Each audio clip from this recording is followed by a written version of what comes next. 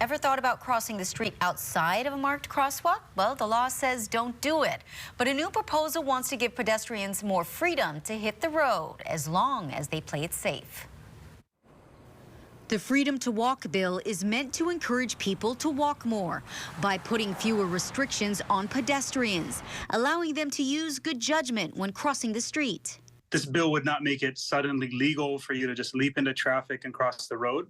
But if you're in an area that's very low traffic, there's no cars in sight, and there's really no danger added by crossing without a crosswalk, then this would allow those folks to make that decision without potentially being fined, $150.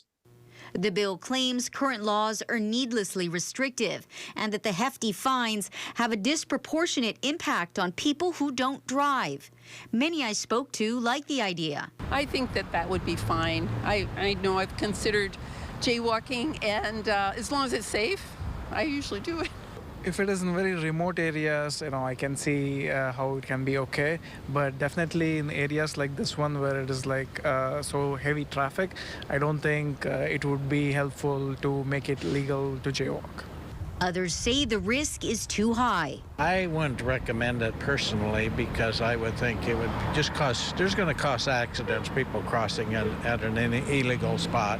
Todd says it's not about repealing jaywalking legislation or making jaywalking legal. He says it's about finding middle ground.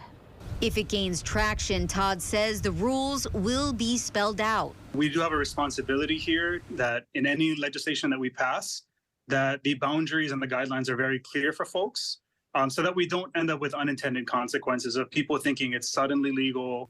The State Transportation Department opposed the bill last legislative session, saying that it would allow pedestrians the freedom to determine their own rules that will create traffic situations others weren't expecting, yet would be responsible for.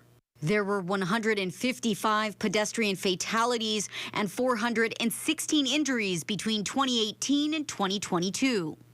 DOT stresses that everyone on the road, including pedestrians, needs to follow traffic laws.